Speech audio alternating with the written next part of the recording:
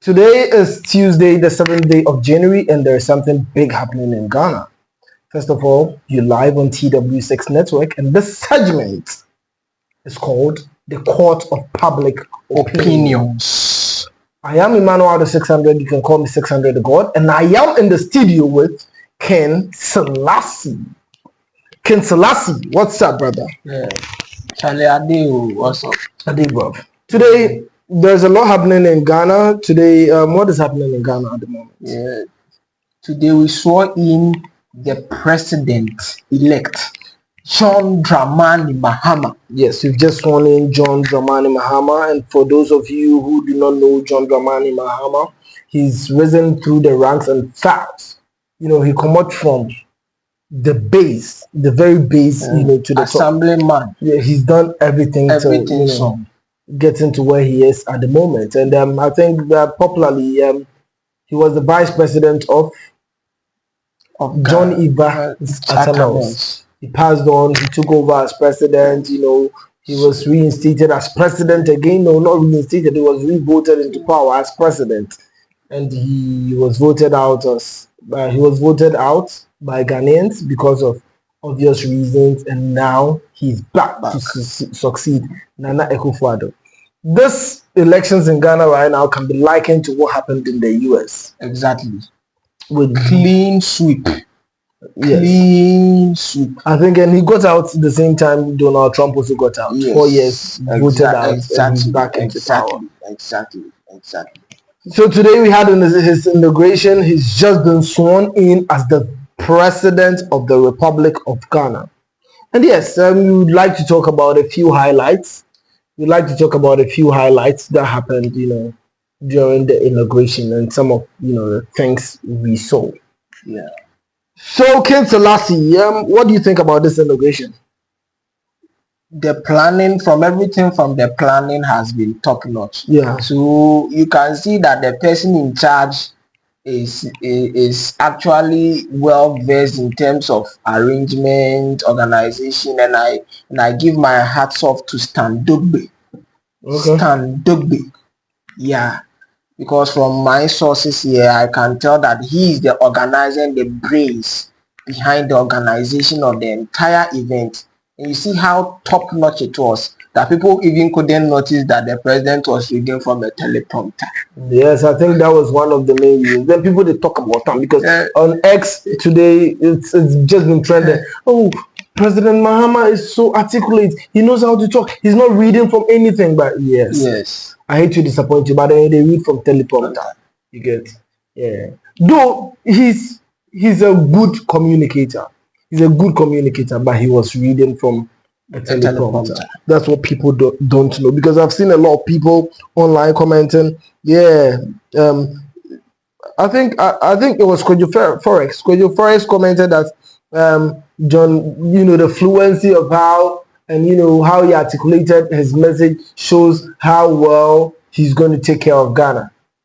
But I think that statement he made was not very well informed, but the president did well at the end of the day. But my thing is that how could they elude people? Because to read such a long speech, maybe at a point he interjected with some personal things that were not actually written, but he did read from a teleprompter. Yeah, that's natural to note. And he handled it very well. Of course, he's been a president before, and he has the aura. When we say aura, Akufo-Addo has aura, but John Dramani Mahama, His Excellency, also has a lot of aura. When you talk about aura. So what are some of the things that really stood out? For me, some of the things that really stood out is the people that came for the event, or the dignitaries that graced the event. Among those who graced the event are President Ruto.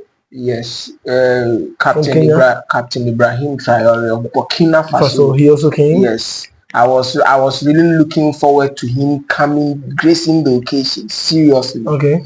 He came with his firearm, which has been a talk on Twitter now, because people are saying that but you are coming for a president's inauguration Yes. as a head of state. There's no need for you to come with a firearm. But do you think he had to come with a firearm? Well, right now, once President Ibrahim Traore, right now, everybody, all the most Western leaders are coming after his head. So it was, sorry, it was actually a bold decision. Obi too quiet about Obi man so. Abra Onim say, okay, that is not the stronghold, that is not his base. But he's done well. I don't know what links he has with President Mahama, but as you know, he forced flyover. That is like literally a good sign, and I think a lot went in before he came because he didn't only show up with his sidearm or his Glock on the side. He had a heavily armed security, and he's one of the presidents that has come under a lot of criticism, and people admired him so much. The people of Ghana, and what really stands out about President Ibrahim Traore, if you say a man for modernity, who say Oma liking to be to say Thomas Sankara. Thomas Abu Sankara. He's also a revolutionary. Now here Juma or Burkina Faso. To me more so and we Ghanaians we have to be also well versed in what is going on in countries around us. Yes. Especially in terms of security, because when things comes up, these are the ones that will also stand up for us, so that we can control certain things that enter and exit our country. So we have to also be, so when we see the good work he's also doing in Burkina Faso, it is a testament. It's an eyesore. We recently saw him ask the French troops to leave Burkina Faso, which to me is a very good sign. And it was a bold statement. It's a bold statement because colonization might have been gone, but their presence alone still tells us that we are not fully liberated from their arms. Yeah, I think that was like a very bold decision, and he's a coup leader. He came to take power through coup d'etat. Sorry, right now so many Western leaders. So Argentina Obia Oba Kuta or through coup d'etat. He invited him because so many world leaders do not see him as legitimate. Even ECOWAS say Omo said and recognize him, when they took power. So Argentina, what significance in Ghana inviting or Oma recognize them? Because I was so surprised. Hey, we're a coup leader. In the end, then he invited someone by your mind. Say Ejuma pa o bunti. So when you man lecture. Yeah. So the old boy Ejuma pa. Now say usually see if you be to say Cooper. So in your man a tarde ban. So now you're teaching kwada like we are in a state of insecurity. Yeah. That's when we are talking about. Even look at the Ghanaian coup d'etat history from General Fifa, Ignatius Kutu Echampon, Frederick William, Kwesi Akufo Dems. You will see that there is a trace of somewhat violence. Yeah. That kind of stuff, abductions. You see military in town, heavy presence of the military. But in Burkina Faso, he has changed the terrain for good. Come into the system. He has just moved from, he has just relegated corrupt leaders to the background, arrested them, asked them to account for every penny. We have seen the upward trajectory Burkina Faso is rising to. So, if somebody is doing this, he's more or less, even coming to a coup d'etat, it now looks like a democratic something. So we have to applaud him. I give my hats off, Captain Ibrahim Traore. I salute you, sir. I think Captain Ibrahim Traore has done a yeoman's job, and what has also really stood out about his administration is when he aligned with Mali, for the alliance of Sahel states. So I think so. Right now, that means ECOWAS doesn't recognize them as leaders, as elected leaders, but they have been able to form, and they are pulling away from the French colonizers.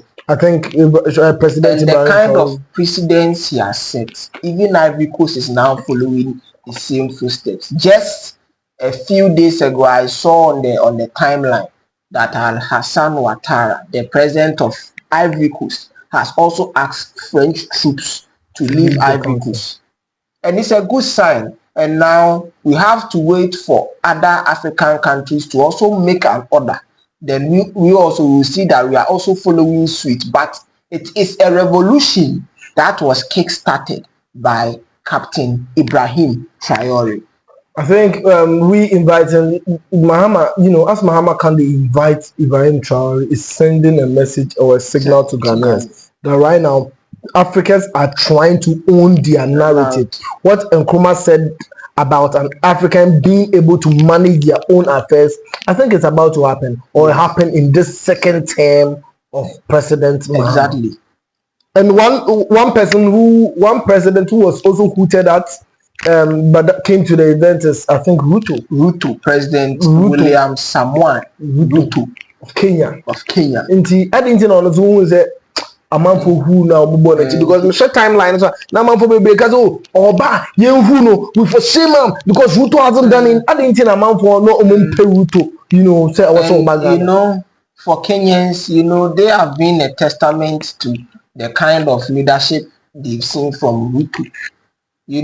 But well, he has not had a good name because he was touted to actually bring a glimmer of hope to the people of Kenya. And now it has now turned upside down. It was the same case Ghanaians had for President Akufo-Addo, thinking, Akufo-Addo is going to bring the much needed change, because when you look at the policies and the kind of things he tabled before he came on, Charlie, nobody will tell you that these are good policies. But I bet na kunyanes or fro akunyane die. Fana mem. So, and Ruto too was vice president of the then outgone Kenyan president. So how he spoke to the people touched the hearts of the people. And you are buying, like, and your memory crash, I be demo. So, so Emma at the demonstration, the uprising of so it had to get to a point whereby the youth had to be confident to stand up to the security forces. So yes, so and then a man wake up call and say, "One here, one here." Or next election, no cry, no bit me up. Who president? I think there's nothing good to write home about. According to Kenya, full be brave. So, okay, comment section, no cry there. There's nothing good at all. Right now, that is one of the presidents who got a lot of stake, for coming to our inauguration. And the youth in Kenya, we must commend them for the sheer bravery, for the sheer survival instinct. The people of Kenya, they want survival. Ghanaians are too timid. Since where they go, people not even the one go out, go demonstrate, because some people, clouded in political party colors, hiding behind, and hashtags about follow. So it looks like, you see, though Charlie Ghana no be a bread, but I say, go do maybe I was now I political. It be na jiskabi and push agenda. But for the Kenyan story, it wasn't like that. Youth no many bread. Buomo, chiomo, insuomo, ewiemo, no more. That is one thing that Ghanaians I was here. And also, one of the people that I saw that was my highlight was Paul Kagame of Rwanda. That president, I just love it. I think by far he's the best African president we've had by far. I don't know who beats Paul Kagame. Not yet. I don't know. If you know anybody that beats Paul Kagame, tell me. Make I know. We president that beat Paul Kagame. Not yet. Because maybe Captain Ibrahim Traore may be close. But we are now talking about time. Paul Kagame has had a lot of time being president, but in the short while Captain Ibrahim Traore has been at the helm of affairs for Burkina Faso, we've seen massive transformative change. So if you are saying that Captain Traore should have at least a quarter or let's say a half of the entire time Paul Kagame has been president, then I'm willing to see where Burkina Faso would have gotten to by now. Yeah, that's true. I want to see where Burkina Faso will get to, in terms of development, in terms of, being a force in the world, in terms of growing what they, eating what they grow, in terms of producing what or eating what they produce. I want to actually see that. I want to see that part. So right now, Paul Kagame, I think, is, the best president in Africa. Of course. Of course. And one other person. And one thing, let me just ship this inside, just this one. Do you know that the blueprint to which Rwanda looked on to become the Africa's cleanest city was designed by the Accra Metropolitan Assembly from Ghana? Really? I just saw it in the news. When I saw it, I just opened my mouth. But Accra still remains some of the dirtiest. One of the dirtiest cities in the world right now. Yeah. President Akufo-Addo even once promised that he's going to make Accra the cleanest city in Africa. How far with it? Where did it get to? Zero results. I think President Akufo-Addo's first term was great. By his second term, I'm gonna say I had to say Kitren. Kitren fees we're trying to Baba the query and not the white Ababa title. That is it, So President Akufo-Addo's tenure of office, the least said the better. I think we would have to get a proper session here. You dissect it. So one of the people presidents I also saw and I was so happy was President Tinubu. Bola Ahmed Tinubu. Undefeated Tinubu. Niger never they carry last. Their old man came to represent Tinubu. With all his entourage glamour. Charlie. What do you think about President Tinubu? So many Nigerians think Papa no feel it. Nigerians not really they feel him like that. I don't know. Because there are so many scandals, there are so many corruption, related stories about him and all of that. Why Nigerians? Every time Nigeria gets a problem with them are presidents. But we give you Peter Obi. You don't vote for him. You vote for Ahmed Tinubu. And he's very old. But what do you think about Tinubu as a president? Well, Nigeria wanted a change. They wanted a new and a fresh start. Per my opinion, most of Nigerians actually opted for Peter Obi. Yeah. But to our sudden surprise, Bola Ahmed Tinubu, the current president of the Republic of Nigeria, actually rose to the occasion, rose to the seat. And most Nigerians are asking the question, do we even have a president in Nigeria? Because things are now even shakier than it used to be. Violence at the top, crime rate at the top, nothing good to say about him. What do you also think? And right now, I feel so bad for Nigerians because right now kidnapping, is on its highest. It's at its peak right now in Nigeria, and a lot of businesses, are literally struggling to survive because of the economic hardship in Nigeria. But Charlie, the Nigerian police, everything, so much fault. Niger not the carry last. And one thing I would also want to touch about is President Mahama's speech.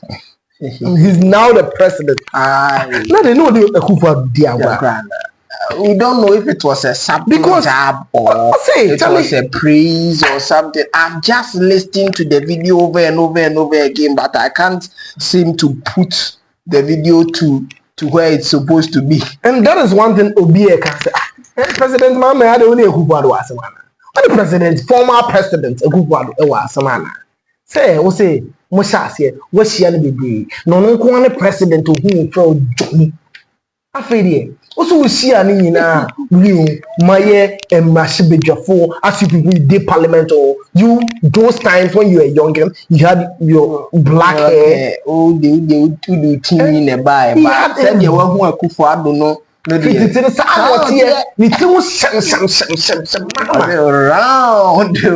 with round glasses. John Dramani Mahama has a sense of humor. What do you think about that statement he said? Do you think he actually meant it as a jab, or he was just trying to be funny in the statement just to loosen up tension? Well, me, I could place it in between a subtle jab and something fun. I think he definitely knows what he's doing with that statement. He knew that statement was I don't know if he was kind of being sarcastic about it, but if you actually read along the lines, it sounds like an intended pun. You listen to what John Dramani Mahama said if you haven't heard it. Separate times as we each vied for the highest office of the land. Nana, as this will be our final meeting under these circumstances, and as I look back on the journey we have traveled together, two much younger men who entered Parliament together with a full head of black hair, and you with the same bald head and round eyeglasses, I have to say that you have, without exception, been a worthy opponent. Oh, John Dramani Mahama. Why they do Akufo-Addo like that? They do the old one. Why they do so? But you see, Akufo-Addo has also been, like he said, he's been one of his toughest opponents because he's met him like 3 times. They've competed against each other back to back to back, and he's giving John Dramani Mahama a tough time. They know each other, and Akufo-Addo also has been jabbing Mahama since time immemorial. I remember one time he was giving a speech, and they had this umbrella on him. When the umbrella, they had hoisted like the umbrella, it was like open. When he came there, he just said, "Oh, this is what you get when you're under an umbrella." So Mahama, it was just a subtle jab. Yeah, it was a subtle jab to the NDC and John Dramani Mahama. And well, I think it's been great overall. Are there any other leaders that came that you would want to shed light on? Oh yeah, and Regina Daniels' husband. Yeah, the Nigerian billionaire. Yeah, Ned Nwonko. Ned Nwonko. And Regina Daniels backgrounds. I think they came in their private jets. Because I saw photos like that. People they enjoy you. Somebody like Regina Daniels. Forgive me, I'm coughing, but Charlie, as the Pilato of the court of public opinion, in same this is here was here by the Baba dissecting Baba Beka. But was here be on what's happening. I think Ned Nwoko do a man for Kase Regina Daniels or Warrior for cry and a day. He's been a very perfect husband for Regina. As a one handle leading, as a a man lead, a certain face left. I'm a be a lady now as well. I say, and now no screen. So he's done, pretty well, with the Regina Daniels situation. He's a chief. A big man. He's a big man in Nigeria. You get a billionaire. And I think I didn't think he would venture into politics because there are a lot of the man get money already. He gets so many wives. So then why he for venture into politics? But I think he's doing well. He's doing well. He's doing very well. I've been following some of his projects, and shout outs to Ned Nwonko. I think that is one of the few people doing very well, very, very, very well in Nigeria. I think Ned is doing well. Yeah. He's adapted to his new position, really, really, really well. And I wanted to see President Mahmudu Doumbouya of Mali. No, that's Guinea. Guinea, right? Yeah, I wanted to see him because I think he's the one who started the coup d'etat and worked, and the rest. The rest followed suit. I really wanted to see him. But I didn't get it. But this man being allowed to carry gun, I'm still thinking about it. How he took the rest. Okay, he's a soldier. Yeah, he's a soldier and he's ready for it. It needs to take a certain amount of deliberation and certain amount of dialogue for this thing to happen. To be able to happen, because he was carrying a gun since he was inaugurated as president, or let's say since he took over the country in a coup in 2022, he has not traveled out of Burkina Faso till today. And today, he told us, he was going to be represented. If he's going to come, he's coming on his terms. He's coming with his gun. And I think Ghanaians also did a very good job in allowing. You see, if it were to be a foreign leader, we would have said, why don't they think, we can secure them, we can ensure their security and all of that. But Ghana did a great job liaising with their security because he came with a heavily armed entourage. And I'm wondering, if you're coming for a president's inauguration, maybe suit me. Suit. You mark your suit. But then man, them the way suit. Always a suit, like a soldier on duty. He had his gun right beside him. Holstered beside him. And you know how he entered the country? He was escorted by the Ghana Air Force with the K-8 fighter jets.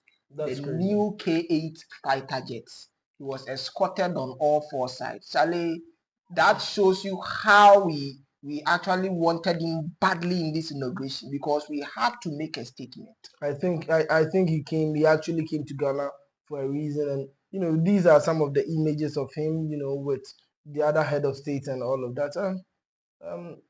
President Traore, has done a great job, and I think a lot of Ghanaians like him. And this has been the court of public opinion. Don't forget to like, comment, and share. This is the court of public opinion on TW6 Network. 1, 2, 3, we are out.